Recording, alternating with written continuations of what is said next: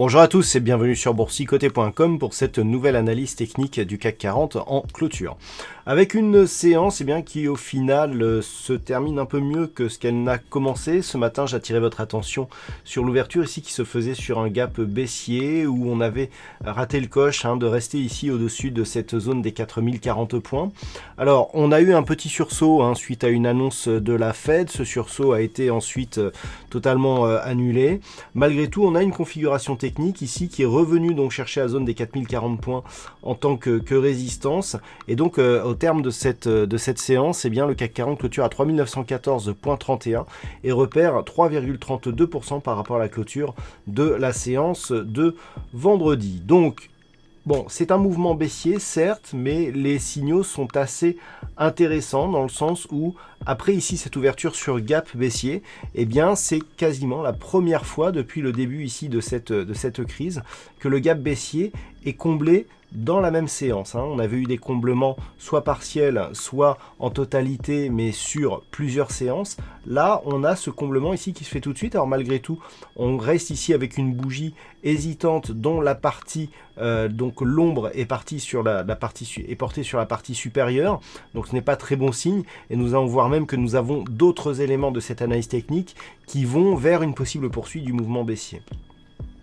Du point de vue des indicateurs techniques, on reste malgré tout dans une dynamique plutôt haussière ici dans le sens des histogrammes du MACD. Le RSI reste quant à lui dans sa zone de survente. Et alors les volumes, ils sont en nette baisse par rapport à ce que nous avions vendredi. Alors vendredi, je vous disais que justement par rapport à ces volumes, le fait d'avoir une hausse des volumes ici sur une bougie hésitante appelait certainement un retournement de tendance et que comme nous étions ici à la hausse, on pouvait redescendre.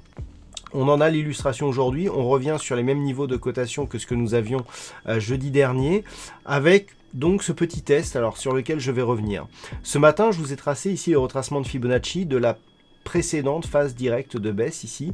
Et ce que nous pouvons remarquer, c'est que ce retracement de Fibonacci nous donne ici de nombreux contacts désormais sur cette première zone de retracement à 4071,52. C'est le retracement à 23,6% de Fibonacci. Alors, le problème, c'est que pour l'instant, cette zone ici de retracement, elle agit en tant que résistance. Tant sur la séance de vendredi ici, que sur la séance du jour où on est venu tester ici, le pointillé. Et donc ça ce n'est pas très bon signe, tout simplement parce que, on a des cours qui oscillent dans cette zone, donc 0,23,6%. Et ce genre de configuration appelle en général une poursuite du mouvement qui serait donc validé ici sur rupture baissière de la zone des 3632 points, zone de point bas qui avait été atteinte ici sur cette suite justement à cette première jambe de baisse et de cassure ici de la zone des 3590 points. Donc en cas de cassure de ces zones-là, que ce soit demain ou d'autres jours, on risque de connaître une accélération du mouvement baissier. Ensuite, le fait justement de rester dans cette zone, on peut comparer avec la précédente phase ici de rebond. On avait eu 1, 2, 3, 4, 5 bougies ici de quasi range. Ici, on en a 1, 2, 3, 4, 5, 6. Et ça, c'est intéressant, c'est que la zone ici de temporisation dure de plus en plus longtemps.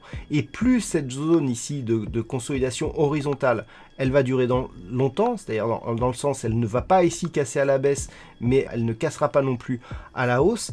Plus on va durer, plus ça appellera un retournement de la tendance. Une dynamique qui est forte ici, qui consolide entre le 0,23,6. Si elle est puissante, elle casse rapidement. Plus on va attendre, plus on passera ici de temps au-dessus de la zone des 3590, plus les probabilités d'un retournement seront fortes et plus on pourra assister ici à une phase de hausse. Alors, le point, je dirais, négatif aussi, c'est que actuellement, suite donc à cette phase de baisse ici sur l'unité de temps 4 heures, ce que l'on peut remarquer ici, c'est que l'on a donc de nombreux contacts ici sur la bande de Bollinger inférieure et que pour l'instant, le sommet du rebond technique correspond ici à la moyenne mobile 20 exponentielle qui converge donc avec cette zone des 4040 points. Tant que cette configuration est identique, on est toujours dans une dynamique plutôt baissière où le rebond ici ne parvient pas à repasser au-delà de cette moyenne mobile 20 exponentielle. Donc, Pour les prochains jours, c'est très simple, hein, à la conclusion donc, de cette analyse, rupture ici de la zone des 3632 puis 3590, risque d'accélération du mouvement baissier vers de nouveaux plus bas significatifs avec notamment la zone ici des 2970 points. Une rupture ici haussière, alors une rupture haussière ici serait assez intéressante puisque on aurait donc un premier objectif ici qui serait sur la zone des 4343 points. On a aussi cette zone des 4000 points, 4400 points, pardon. Elle est intéressante parce qu'elle a été ici résistante sur cette phase et elle correspond à un comblement de gap qu'il faudra combler pour atteindre la prochaine zone ici en cas de rupture des 38,2 qui sera la zone 50,61,8. Vous voyez que le 50% il est ici sur la zone de résistance horizontale que nous avons ici. Donc en cas de rupture, ici, ça serait un bon élément, mais la zone technique la plus compliquée, ça sera celle-ci, là. Celle que nous avons ici, en plus avec une moyenne mobile 20 exponentielle qui va converger dans cette zone. Si toutefois on parvient à dépasser ici la zone des 4040 points, c'est dans ces niveaux-là qu'il y aurait une difficulté à reprendre un petit peu le chemin de la hausse. Donc pour l'instant, on reste, quoi qu'il en soit, dans une dynamique fortement baissière. On voit ici que la zone de gap qui avait été dessinée ici, même si elle a été comblée, elle agit ici encore en tant que résistance. On a un retracement ici, un rebond technique qui n'arrive pas à dépasser le 23,6% de Fibonacci. Tant que l'on reste dans ce range, eh bien tant qu'on y reste et plus on y reste, plus on voit les probabilités de prendre un rebond augmenter. Par contre, on n'a pas de dynamique haussière malgré les annonces de la Fed, notamment dans la journée, et les actions de la Banque Centrale Européenne.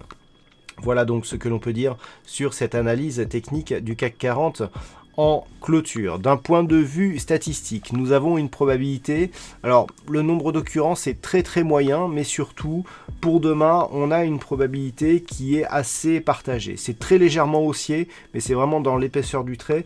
Par contre, les probabilités haussières augmentent avec le temps, mais toujours là aussi avec assez peu d'occurrence.